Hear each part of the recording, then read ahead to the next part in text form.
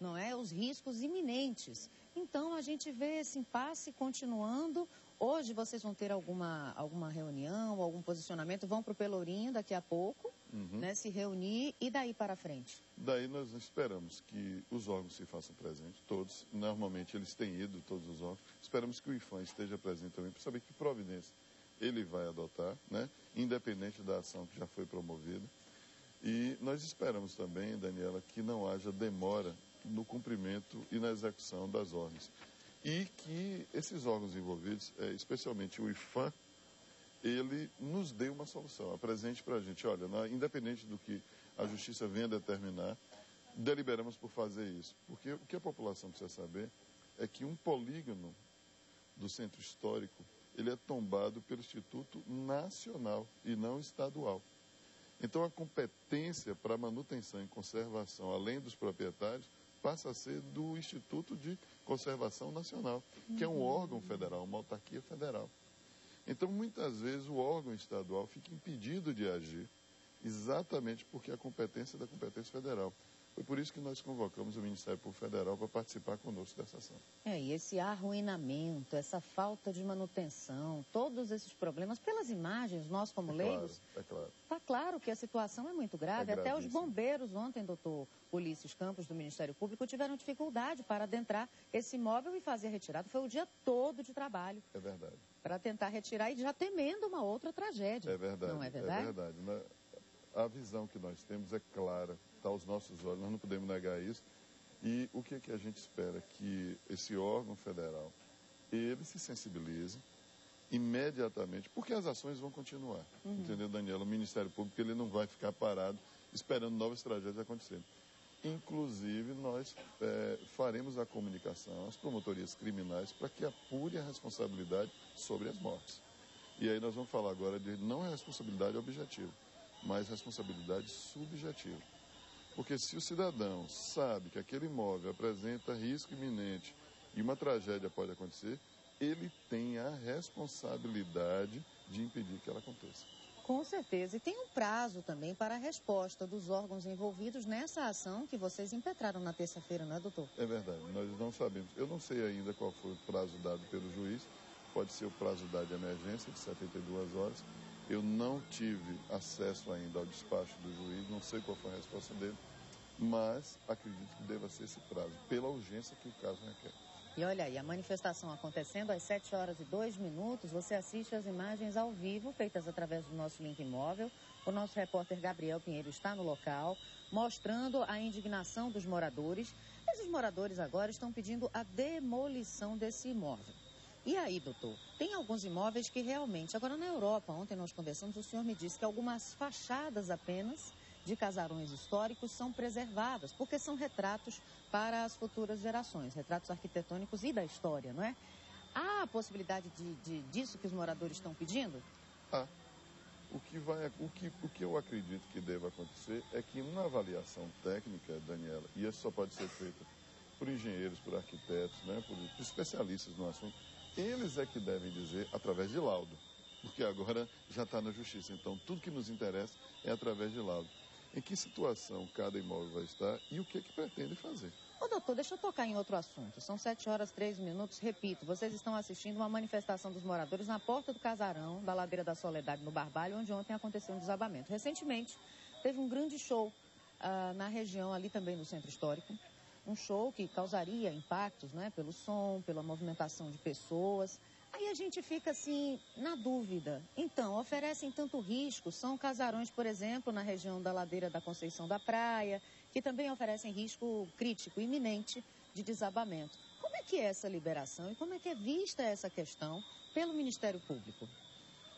Olha, esse é um outro ponto que nós temos estudado, a questão da degradação, né, do Centro Histórico. Nós temos recebido diversas manifestações de diversos órgãos, inclusive através de protocolos de processo, e nós temos estudado cada caso por si. O que acontece, Daniela? A responsabilidade das pessoas que vão fazer essa liberação, ou seja, o alvará, é de responsabilidade de quem emite o alvará. Então, se alguém emite um alvará dizendo que há condições, deve haver a previsão do que vai ocorrer. Nós ainda não temos o impacto desses shows sobre esses bens imóveis, mas certamente vamos fazer esse levantamento o mais breve possível. Eu conversei até com o representante do IPHAN na época, e aí ele disse o seguinte: não, a prefeitura vai colocar à disposição médicos do SAMU, viaturas, polícia militar, e se ocorrer alguma coisa, fazemos a evacuação. Mas como, não é? Enfim, são perguntas que depois dessa tragédia são cabíveis. E por isso mesmo eu gostaria de fazer um pedido ao senhor. O senhor pode ficar aqui com a gente ainda? Pois não. Vou pedir um breve intervalo. Gabriel Pinheiro, nosso repórter, que como o senhor viu está ao vivo lá na região da Soledade, tem mais informações e a gente continua aqui com o promotor do Ministério Público, Ulisses Campos. O órgão está atento a essa tragédia da Ladeira da Soledade e a todas as outras possíveis nos outros casarões. Gabriel, é com você. Olha, Daniela, continuamos aqui agora. A polícia pediu que nós ficássemos do lado de cá da pista, mas olha só, do lado de lá, o que mais chama a atenção, nesse momento até que não tem ninguém entrando, mas é a quantidade de pessoas que entram e saem do casarão. Olha só, agora mesmo, não entrou, mas entra e sai gente o tempo inteiro do local condenado, onde nós não tivemos autorização para passar pela polícia, não tivemos autorização pela Guarda Municipal e o pessoal continua, Daniela, a reivindicação deles é pela demolição. Eles querem demolição. Daniela, eu estou aqui com um dos moradores que ontem ele se machucou. Mostra aqui, Arcanjo, eu estou aqui com Romualdo, não é isso? Rômulo, me diz uma coisa, mostra aí o machucado em seu braço. Isso aqui, Daniela, esse ficou machucado ontem, durante o desabamento. Me diz uma coisa, como é que foi? Eu estava dormindo, 4h30 da manhã, quando eu vi foi, entendeu? O corredor onde eu moro, desabando, só vi a poeira tomar conta da minha casa, que eu moro ali na frente ali, ó, nessa janela, né? Só vi cair tudo, eu pulei a janela, e eles saíram por meio da rua correndo. Aí me feri aqui, entendeu? Não. Aí me feri, e o corredor desabou todinho. Tem uma vítima, né? Morreu uma pessoa, foi isso? E o outro você entrevistou na estante, Lilico, aquele que você entrevistou na estante, entendeu? Ok, olha, rapidinho. Romulo, olha só, Daniela, mostra ali, Arcanjo, o pessoal entrando.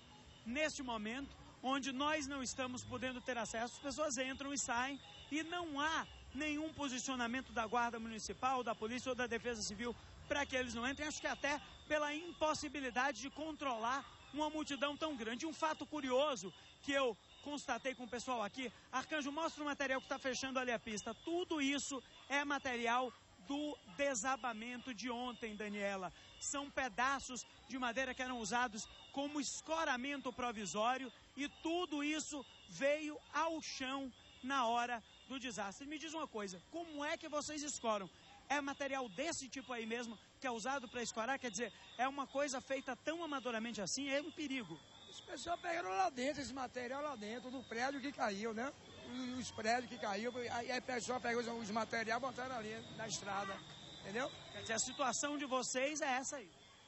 Eu moro no prédio, o pessoal mora na avenida, o pessoal quer passagem, eu quero uma casa para morar.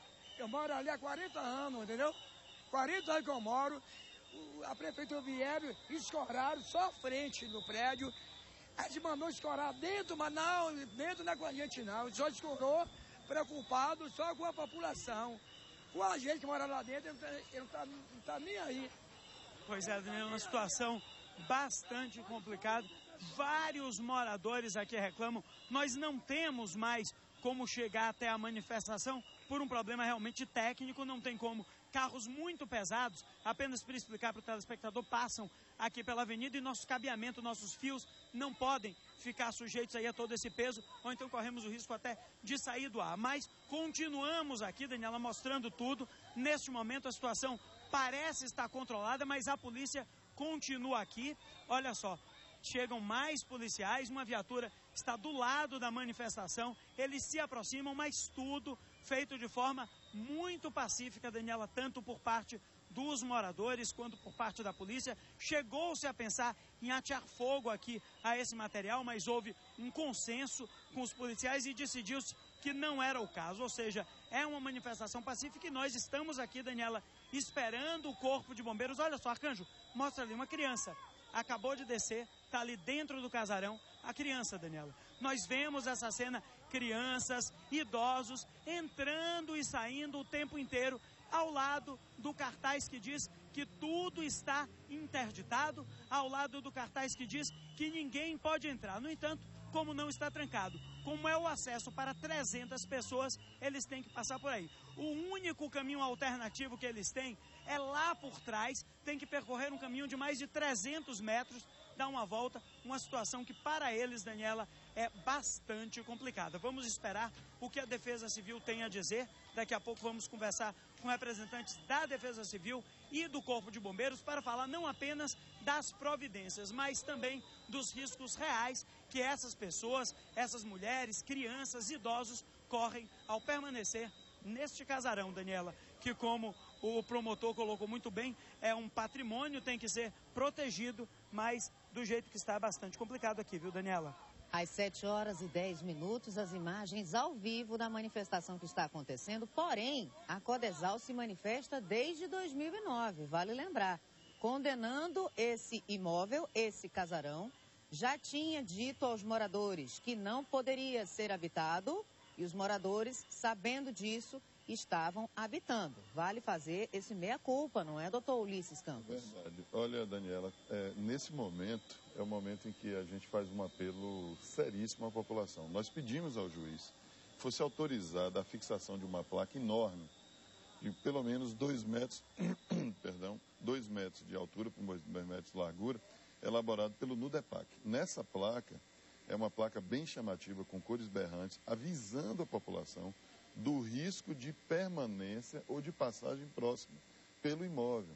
Então, nós queremos pedir à população que evitem danos, que, por favor, desocupem esses imóveis e obedeçam a placa quando ela for fixada. Ontem até a gente conversou com uma das moradoras, ela tem um filhinho pequeno, Maria Fernanda, e aí ela dizia, não, a gente já tinha recebido a notificação, mas não conseguimos entrar no outro imóvel que a prefeitura arrumou e voltamos para cá.